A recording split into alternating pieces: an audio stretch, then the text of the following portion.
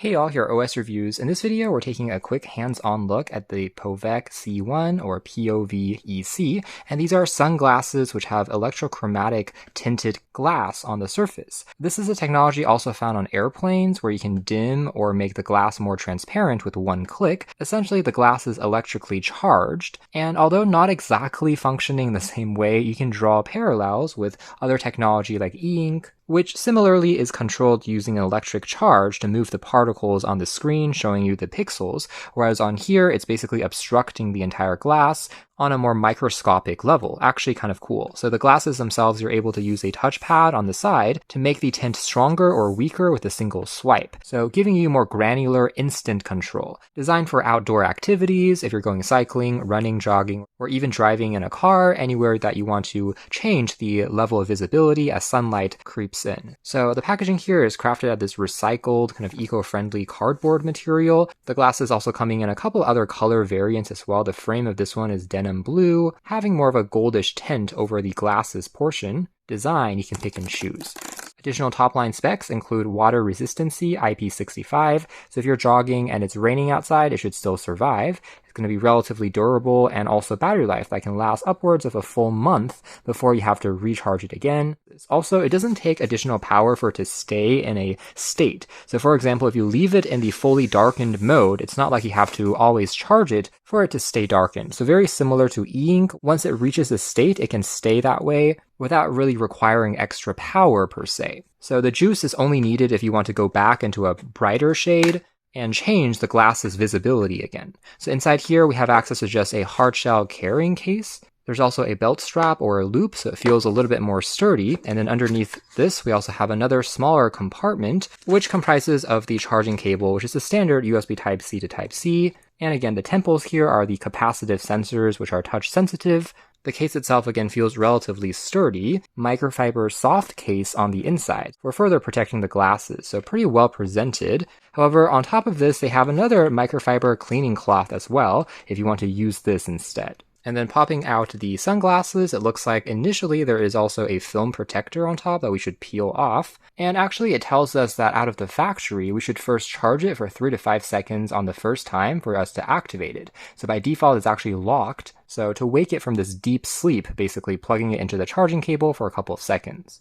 But otherwise, a full charge from 0 to 100 for the battery should only take around an hour or so for a complete top-up. And so taking a closer look at the design of the glasses, I do think it looks reasonably stylish, having this continuous visor design, because the electrochromatic glass has to be a continuous surface for it to function, so it has a little bit more of a sci-fi vibe going on. Now, with that being said, being able to change the tint of the glass is pretty much the main selling point here. Unlike other smart glasses that you may have seen floating around, including Meta's Ray-Bans or other AR glasses, this one does not have any displays inside. It also doesn't have any cameras, nor does it have any speakers. It's not acting as wireless Bluetooth headphones for music either, so it is purely focused on changing the tint of the glass.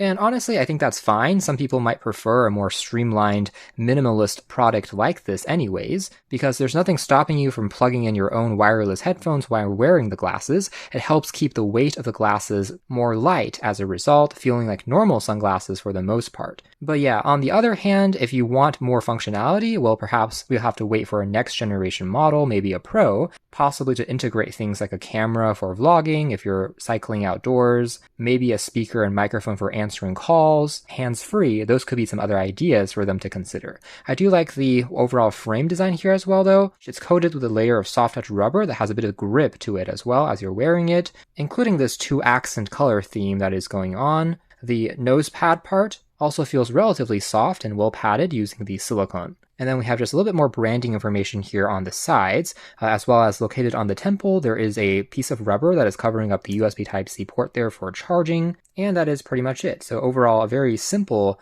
presentation. Also, looking at it from the side, it is relatively slim, again, very light. You can't really tell that they are different from just normal sunglasses from afar. Now, a couple of points of clarification. The packaging here does have a Bluetooth symbol, but there is no mobile companion app. Rather, the Bluetooth is supposed to function with an optional remote control if you want to mount it on the handlebar of a bike. So for example, if you're riding in rough terrain and you find it distracting to move your hands over to your head to adjust the temples, you can just click on a mounted remote instead, which might be a little more safe. But that's an optional add-on and really the only way to leverage the Bluetooth connectivity. Perhaps if they can consider also adding a mobile app in the future, it might serve a similar function if you want to mount your phone on the side of your bike and then simply tap on the screen for changing the visibility of the glasses. But this is the current state here in August of 2026.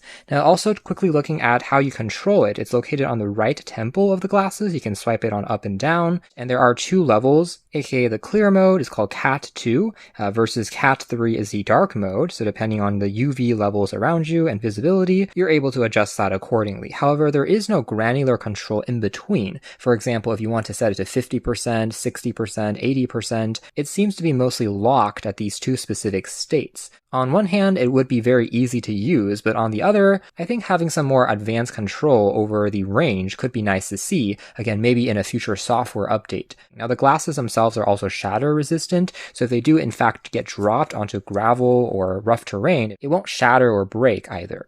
And now for the moment of truth, let's try activating these glasses by plugging it in as advertised. And now if we simply tap on the right temple area, we can change the opacity or tint of the glass. So right now it's in kind of level 2, which is going to be more of the traditional sunglass mode, blocking out a bit more light, versus if we swipe on it again, and now it gets a bit more clear, as you can tell. So they are advertising this as a 1-second reaction time. So it does feel very quick as you are swiping between the C1 and C2 modes, as you can tell there. There's also a small LED light located on the inside of the temple, which basically glows every time as visual confirmation. On the side of your vision, you can notice it to verify if the touchpad has been recognized properly or not. So yeah, pretty intuitive and easy to operate. That is really the main selling point here. Now, with that being said, although the touchpad is quite satisfying to use, again, if you are using this in extremely rough terrain, either hiking or biking in the rain, it is possible that you would be wearing gloves for added protection. And because it's a capacitive, touch-sensitive strip, it might not be as responsive if you are wearing a layer of gloves.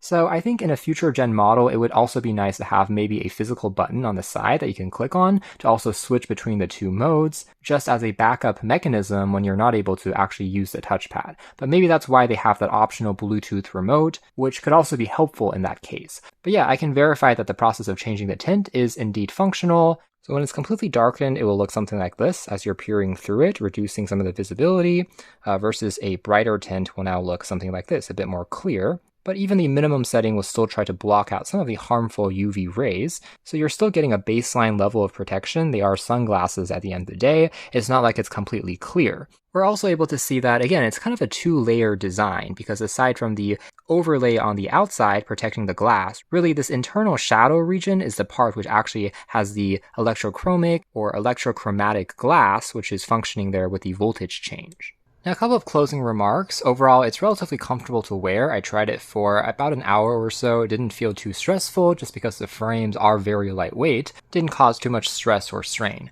That being said, one other feature that seems to be missing would be a dedicated power button. That's kind of a strange omission in my opinion. Again, electrochromatic glass is bistable, so when it's in its current state, it kind of sits there persistently until you tell it to change. So maybe that's why they didn't feel like it was necessary to have a power key, but I think still having some type of safety lock, just in case you're brushing your hair or you're wearing a hat and you want to prevent accidental clicks or triggers, having that lock or power switch could still be a nice extra feature, maybe in a next-gen model. But yeah, as a result, as long as there's power inside, it's pretty much always on and waiting for you to swipe to use it. Additionally, the glasses themselves don't seem to have any prescription lens inserts available at this moment, but if you're farsighted or nearsighted, that is something to keep in mind, maybe for them to consider in a next-gen revision, as well as the fact that they're mostly used as outdoor sunglasses. So there is no reading mode, like a blue light filter mode. Some of the computer monitor glasses, for example, are instead designed for indoor use. So if there's some way to integrate this into it as well, to make it kind of like a 2-in-1 design for both indoor and outdoor use,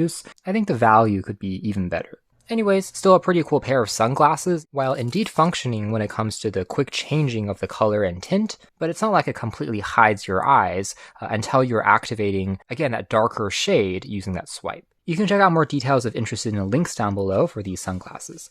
Thanks for watching here at OS Reviews. That has been mostly our hands-on look at the POVEC C1 electrochromatic glasses.